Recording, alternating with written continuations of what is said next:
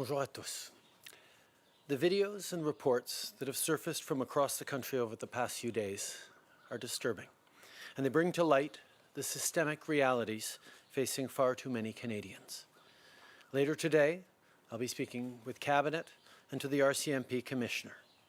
We need to ensure that each of these individual cases is investigated properly, but we also need a larger reflection on changing the systems that do not do right by too many Indigenous people and racialized Canadians.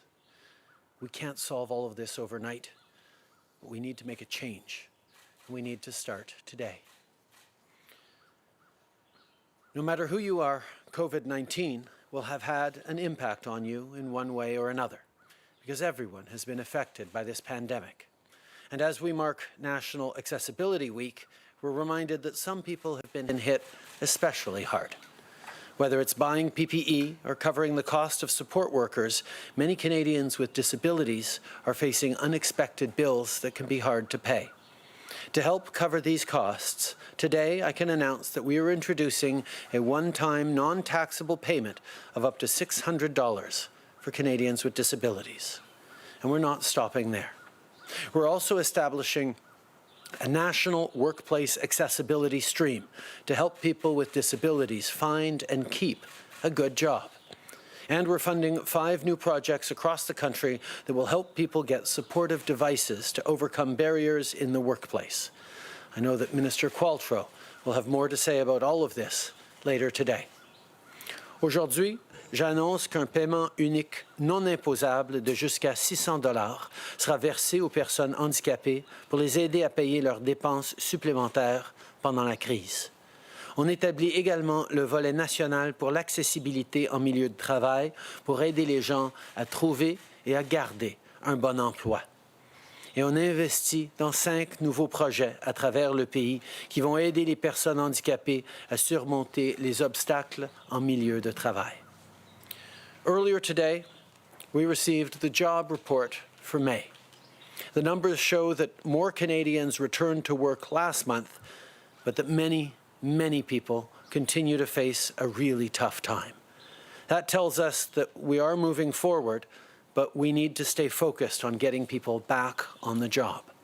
That's why we extended the wage subsidy through the coming months and have approved over 300,000 applications to support millions of jobs. There's still a long way to go, but we're starting to see some progress. Roughly 1.2 million Canadians who were accessing the Canada Emergency Response Benefit no longer need this help. This is encouraging news, but we're nowhere near done. As I've said before, to really move forward, we need a Canada-wide plan on safely and effectively restarting the economy. Having the right approach and the right resources to back it up will determine where we are, not just in the coming weeks, but into the fall and winter. Canadians have sacrificed too much over the past couple of months to lose the progress we've made. As we restart, we must do so safely with all the right precautions in place. We know that the provinces and territories are under a lot of pressure right now and are facing real financial challenges because of this pandemic, and we want to help as much as possible. We must move quickly and carefully to get this done, to support the services Canadians rely on, and to get our communities back up and running. That's why our government has already taken action across the board on this restart. And now we're making a substantial offer to keep supporting this work. Yesterday, at our 12th First Minister's meeting since this crisis began, I brought our government's commitment to the table. The federal government is ready to contribute $14 billion more for the things that all Canadians need. As you go back to work, we want to make sure you are protected wherever you are. Here's what the Premiers and I will work on for a safe restart agreement, which would cover the next critical 6 to 8 months. We're talking about more personal protective equipment for healthcare workers on the front lines so they can focus on saving lives instead of worrying about their safety. We're talking about making sure businesses have the PPE they need so that every Canadian is safe on the job, no matter where in the country they go back to work. We're talking about childcare, so that every parent knows there's a safe place for their kids.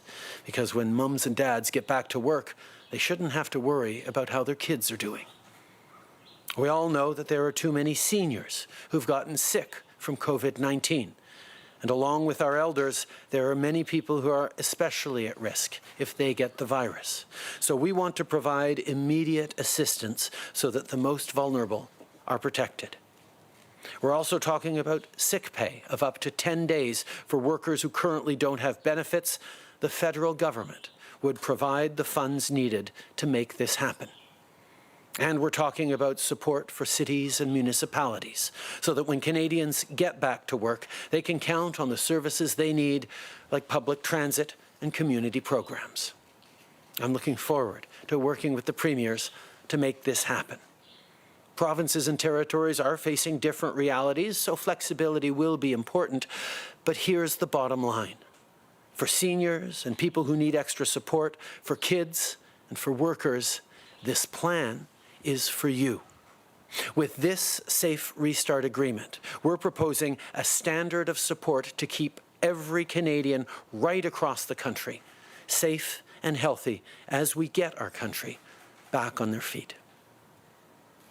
On a besoin d'un plan pour l'ensemble du Canada pour relancer l'économie de manière sûre et efficace. Parce que c'est en se dotant du bon plan et des bonnes ressources qu'on va pouvoir déterminer où on va être non seulement cet été, mais cet automne et cet hiver. Notre gouvernement a déjà pris des mesures en ce sens. Et maintenant, on offre de faire encore plus pour soutenir ce travail. Hier, lors de notre 12e réunion des premiers ministres depuis le début de la crise, j'ai fait une proposition à mes collègues. Le gouvernement fédéral est prêt à accorder 14 milliards de dollars pour relancer le pays de manière sûre et sensée.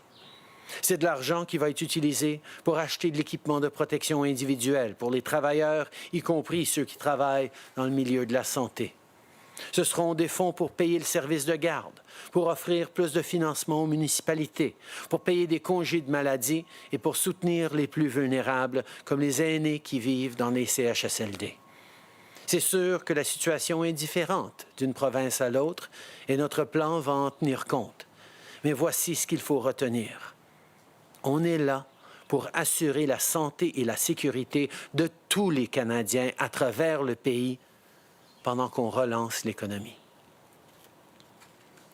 En ce moment, notre plus grande priorité, c'est d'aider les gens à traverser la crise. Mais on pense aussi à ce qui nous attend non seulement au cours des prochains mois, mais des prochaines années et décennies.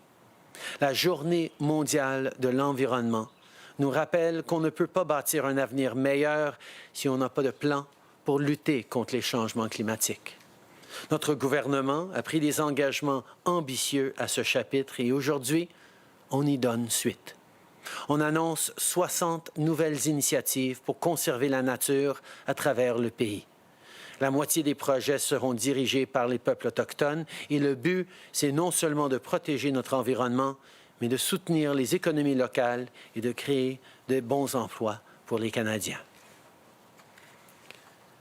We are living in unprecedented times, but this is not the first moment that Canadians have been called to work together.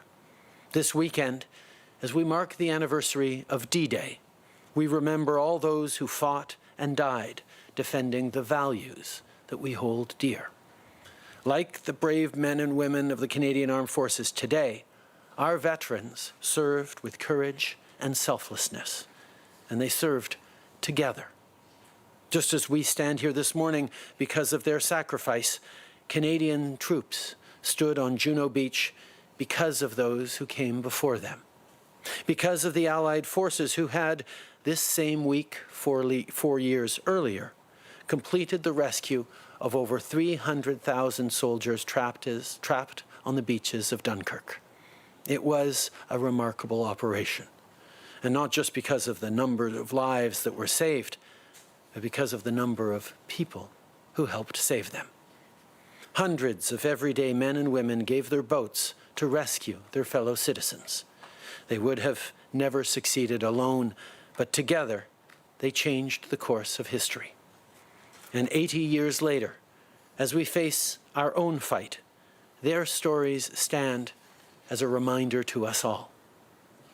Right now, we each have a role to play. As a business owner, using the wage subsidy to keep your employees on the payroll. As a young person, helping your community through a Canada Summer Jobs placement. Or even just by staying home when you can and following physical distancing when you're out. No matter what you're doing to help, thank you. If we keep working together, if we keep supporting each other, we will get through this. Merci. Merci beaucoup, Monsieur le Premier ministre. On va commencer la période de questions avec le téléphone aujourd'hui. Opérateur, c'est à vous. Thank you. Merci. Première question, Hélène Buzetti, Le Devoir. À vous. Oui, bonjour, Monsieur Trudeau. J'aimerais savoir combien d'argent le Parti libéral recevra ou a reçu en subvention salariale? Je n'ai pas ces détails. La mesure de subvention salariale a été mise en place pour aider les entreprises, les organismes, y compris les organismes sans but lucratif, pour garder leurs employés, que ce soit des comptables, des traducteurs, des préposés à la réception. Il y a des gens qui travaillent à travers le pays dans bien des organismes qui ont besoin d'amener un chèque de paie pour appuyer leur famille, pour payer leur épicerie. Et ces organismes reçoivent cet argent pour aider les travailleurs. En suivi, Hélène? Je comprends que vous n'avez peut-être pas ce chiffre à portée de la main, mais j'aimerais savoir si vous vous engagez à rendre public ce chiffre. Le NPD a pris cet engagement. Le Parti vert nous a déjà dit combien d'argent il allait recevoir. Et on sait que si ce n'est pas volontairement votre parti qui le dévoile, on n'aura jamais cette information parce qu'elle sera amalgamée dans les rapports d'Élections Canada avec autre chose. Alors vous, en tant que chef du Parti libéral, donnez-vous instruction à votre parti de révéler combien d'argent vous recevrez. Oui, absolument. D'ailleurs, les mesures qu'on a prises par rapport à la subvention salariale ont été faites en toute transparence et tous les organismes, toutes les entreprises qui ont utilisé la subvention salariale à travers le pays vont être dévoilées en termes de transparence. Mais en plus, oui, je m'assurerai que le Parti libéral partage ces informations. Thank you. Operator, next question. Thank you. Merci. Next question, Mia Rabson, The Canadian Press. Line open. Good morning, Prime Minister. Yesterday, you seemed a little reticent to comment directly on some of specifically on the incident in Nunavut with the RCMP. You say this morning that you're disturbed by what you've seen. But what do you say to Indigenous Canadians who, when the police show up, feel fear and not safety? I think far too many Canadians feel fear and anxiety at the sight of law enforcement officers and authorities of various ways because we have continue to have systemic racism in this country, systemic discrimination. That means that Indigenous Canadians, racialized Canadians, are vulnerable in these situations. This is not something that is new for racialized Canadians or Indigenous Canadians. This has long been their reality. But over the past weeks, we've seen a large number of Canadians suddenly awaken to the fact that the discrimination that is a lived reality for far too many of our fellow citizens is something that needs to end. And that is what we are working on. Okay. Nous savons que pour beaucoup trop de Canadiens racialisés ou autochtones, la réalité, quand confrontés ou quand ils interagissent avec les autorités, peut être extrêmement différente de celle de la majorité des Canadiens. Nous faisons face à des systèmes où la discrimination est présente et nous devons de le changer. Mais ça fait longtemps que les Canadiens issus d'environnements minoritaires vivent cette discrimination, mais peut-être que beaucoup de Canadiens, la majorité des Canadiens qui ne soupçonnaient pas à quel point ça peut être grave dans ce pays, en prennent conscience cette semaine ou ces jours-ci, veut dire qu'enfin, nous allons pouvoir prendre des vraies mesures à travers le pays pour avancer sur ce problème. Following up, Mia? Yeah, I'm just wondering, what specifically are you planning to work on when it comes to dealing with the fear that some people feel when the police show up? Saying that it's not okay is one thing, but what specifically is your government going to be putting on the table to try and stop this? There have been many reports, many recommendations, including the calls to justice from the Missing and Murdered Indigenous Women and Girls inquiry that have laid out concrete steps that can be taken, and we will be moving forward on those. I will be discussing those and other measures with Cabinet this afternoon. I will also be talking with the Commissioner of the RCMP. I will remind people, however, that the federal government does have authority over the RCMP, but we need to work with provinces and indeed municipalities to cover all police forces and justice systems across this country. And these are the kinds of things that we need to do as a country across all orders of government in the coming days. Okay. Évidemment, nous allons avoir des conversations en tant que cabinet, en tant que gouvernement sur ce que nous pouvons faire directement, en particulier par rapport à la GRC. Mais évidemment, les différents paliers de gouvernement, ont eux aussi l'autorité sur différentes forces policières à travers le pays et nous devons de travailler ensemble pour faire face à ces enjeux et pour faire du progrès, pas juste du progrès graduel comme on voit depuis longtemps, mais du vrai progrès concret pour les millions de Canadiens qui vivent de la discrimination presque à tous les jours. Merci. Opérateur, prochaine question. Thank you. Merci. Prochaine question, Mélanie Marquis, La Presse. À vous. Merci. Bonjour, M. Trudeau. J'aimerais revenir sur le 14 milliards dont que vous avez offert aux provinces.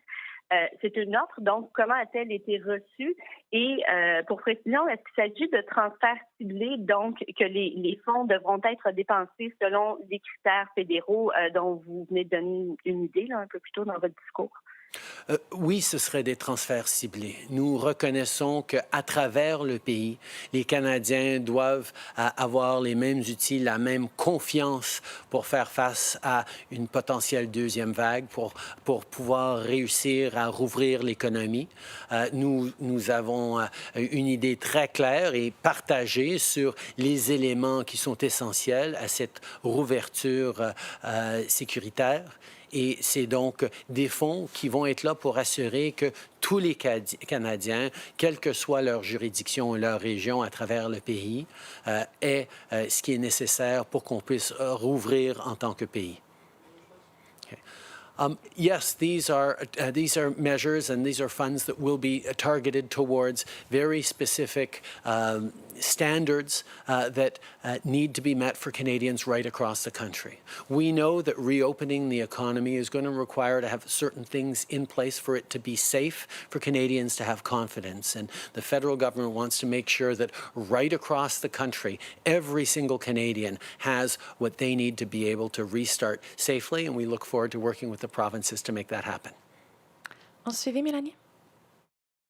Oui, merci. Juste, M. Trudeau, préciser comment ça a été reçu par vos homologues hier, parce que vous ne l'avez pas précisé dans votre réponse. Mais ma question suivie porte sur la PCU. C'est bientôt la fin pour la première vague de personnes, ceux qui ont appliqué, donc, à compter du mois de mars. Pour permettre à ces gens-là de se préparer en conséquence, pouvez-vous dire ce que vous allez faire de la PCU? Avez-vous décidé de la prolonger ou, au contraire, d'arrêter, de mettre fin au programme? D'abord, la conversation avec les provinces a été positive hier soir, mais c'est sûr qu'on a beaucoup de détails dont il va falloir discuter dans les jours à venir, mais on espère pouvoir sortir cet argent bientôt pour pouvoir aider les Canadiens à travers le pays, avoir confiance dans une réouverture sécuritaire pour tous et toutes. Par rapport à la PCU, nous reconnaissons qu'il y a des échéanciers qui arrivent et c'est pour ça qu'on travaille en tant que gouvernement pour regarder les prochaines étapes et on va donner bien du préavis aux médias et aux Canadiens sur ce qu'on va faire quand on le décidera dans les jours à venir. Thank you. Operator, next question on the phone. Thank you. Merci. Next question, Dylan Robertson, Winnipeg Free Press. Line open. Good morning, Prime Minister. Manitoba Premier Brian Pallister said he'll be asking your cabinet to change its tone on Indigenous people holding spiritual ceremonies that violate provincial public health orders. The Premier said he wants clarity from you. I'm wondering if you buy his argument that your minister is encouraging a different standard based on race and creed. As a federal government, we've been very clear that local authorities need to work with public health officers to ensure that their citizens are safe, whether they be municipal authorities or Indigenous governance, Indigenous leadership. We need to make sure that we're doing everything in line with public health in order to keep our communities safe. Obviously, the situations will vary across the country in terms of what is needed to do, but working with local public health authorities is essential to keep all Canadians safe. Je pense que nous nous attendons tous à ce que les autorités locales et les leaders locaux, qu'ils soient autochtones ou municipaux ou d'autres, travaillent avec les experts en santé publique pour assurer qu'on est en train de prendre les bonnes mesures pour protéger les citoyens. Évidemment, les situations vont varier à travers le pays, dépendamment de la situation auquel ils font face avec la COVID, mais nous nous attendons à ce que tous les leaders communautaires travaillent avec les experts en santé pour assurer que les bonnes décisions soient prises pour leurs citoyens. Following up, Dylan. And further to Mia's question regarding police and Indigenous people, I'm wondering what concrete actions are on the table, such as paying for body cameras as part of the RCMP contract police agreements, or outside of your jurisdiction if you're considering implementing a national standard that would apply to city police forces. We are looking at a range of options. As we know, there has been gradual progress over the years, but it hasn't been enough. And today and in the coming days, we will continue to look at ways of moving forward significantly to ensure that we reduce systemic discrimination in this country and that all Canadians, Indigenous and racialized Canadians and others, feel safe in this country, in their country. En français. Évidemment, nous allons travailler dans les jours à venir sur des mesures qu'on peut prendre pour assurer qu'on réduit la discrimination systémique dans notre système, qu'on s'assure que les Canadiens racialisés ou autochtones se sentent en sécurité chez eux. Il y a du travail à faire. On a fait des progrès depuis des années, mais c'est du progrès graduel. Ça nous prend des étapes claires et des nouvelles mesures fortes.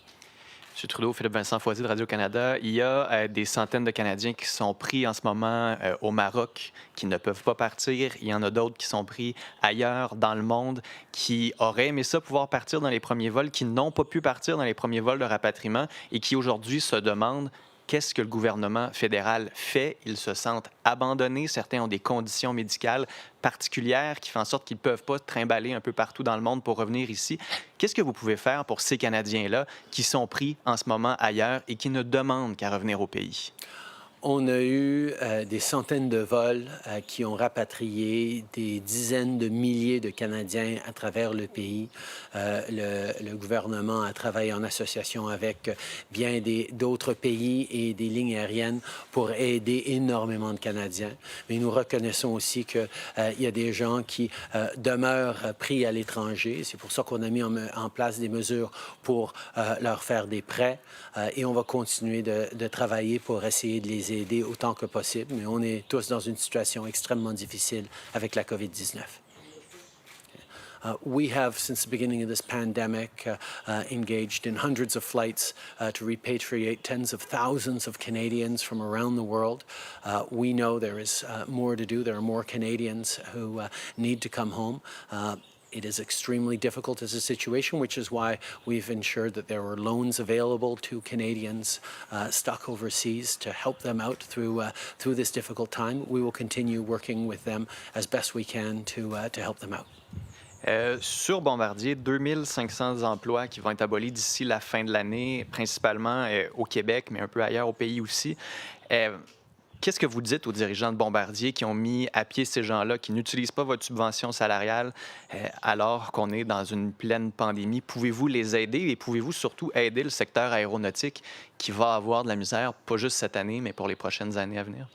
On a mis en place des mesures pour aider le secteur et aider les travailleurs à travers le pays. On va continuer de travailler avec différentes compagnies pour assurer qu'ils ont les opportunités d'aider leurs employés, leurs travailleurs.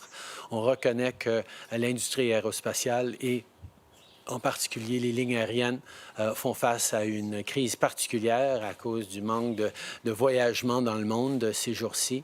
Les jets privés ont moins d'acheteurs ces jours-ci aussi. Alors, on reconnaît la difficulté auxquelles font face plusieurs de nos compagnies. On va continuer de travailler avec une emphase pour aider les travailleurs.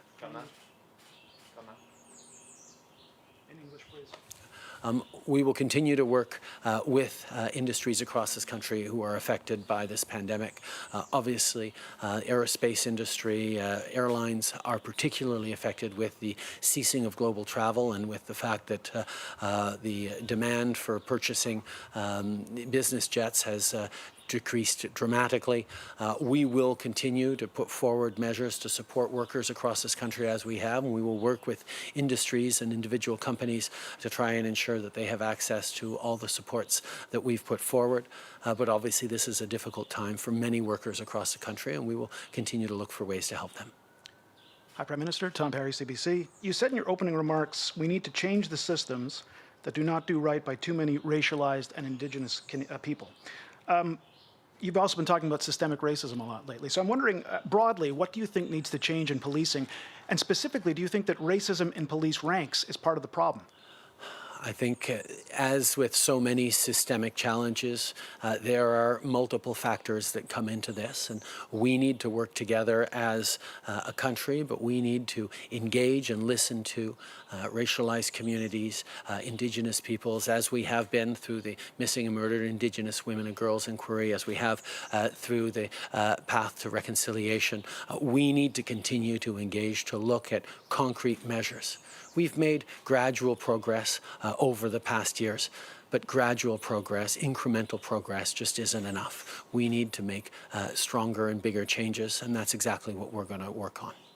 But is racism within police, within the policing system, is that part of the problem being faced by Indigenous people, racialized people?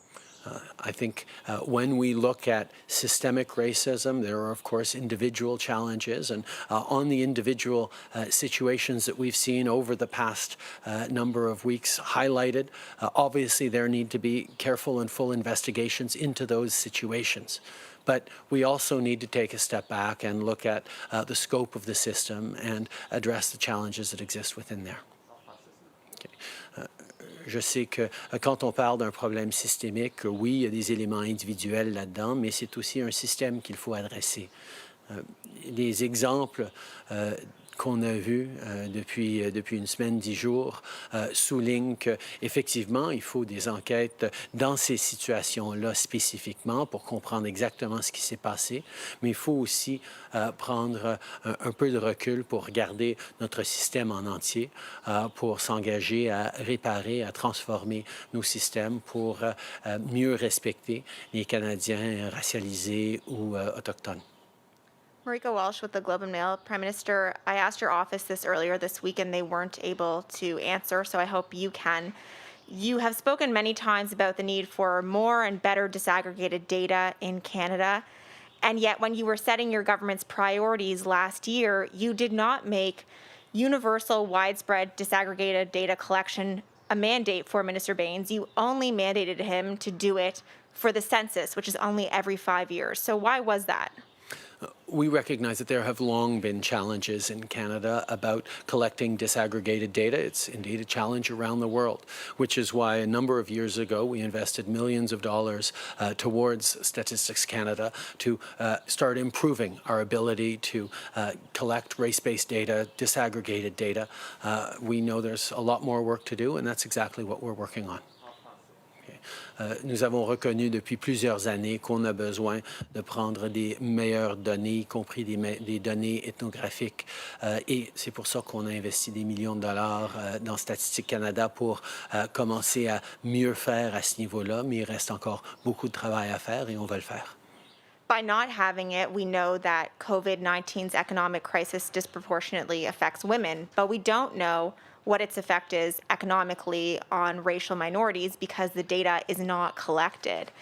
Why should people take you seriously that it's a priority for you now if you did not set it as a priority across the board when you were making your government's priorities?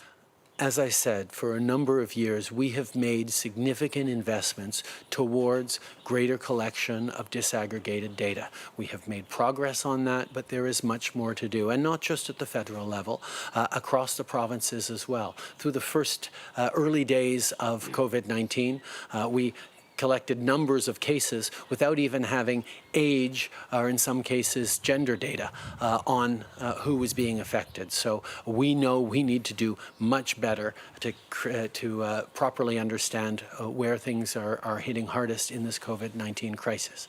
At the same time, however, we haven't waited till we get data to address the challenges posed by certain vulnerable populations. We've flowed greater funding to community organizations and grassroots organizations that are helping out people who we already know to be more vulnerable and marginalized, and we will continue to do that. But yes, we need to do a much better job around disaggregated data, and that's something we're going to do. Depuis les débuts, nous avons vu que les données collectées sur les cas de COVID-19 manquaient énormément de détails. On n'avait même pas les âges de bien des gens qu'on avait des cas précis de COVID-19.